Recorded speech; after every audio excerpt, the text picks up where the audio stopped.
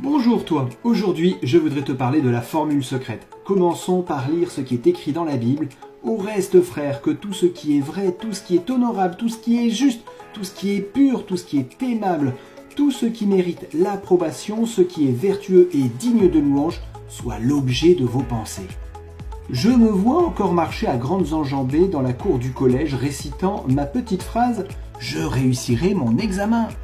C'était mon secret, ma potion magique. Mais était-ce suffisant pour réussir? Lorsque je dois attendre dans un aéroport, j'aime faire le tour des librairies. À Orlando, j'ai trouvé un petit livre sur la réussite qui avait pour titre « Les semences du succès ». L'auteur O.J. Mandino, riche et connu aux États-Unis, a écrit plusieurs livres sur ce thème.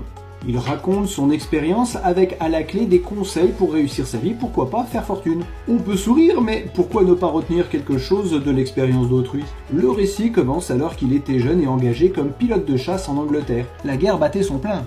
Il n'avait pas d'argent et rien ne semblait le destiner à faire fortune. Rien sinon le courage, et il en fallait pour effectuer ses missions. Comme la plupart des jeunes, il n'avait pas de grandes ambitions. Un jour, il fit la connaissance d'une dame dont le fils, également pilote, avait été abattu. Ils devinrent bons amis. Cette lady gardait précieusement un poème signé de son père. Je m'attendais à quelque chose d'explosif, des formules inédites. Rien de tout cela. Cependant, ce poème eut une très grande influence sur sa vie. Il lui attribuait sa réussite. Les pensées, il les lut plusieurs fois par jour. Elles le guidaient lorsqu'il affrontait un problème ou devait prendre une décision. Elles lui fournissaient une clé d'action, une référence morale, une échelle de valeur. Plus que cela, ces vers agissaient en lui comme des semences. Des semences qui finirent par porter des fruits dans sa vie professionnelle.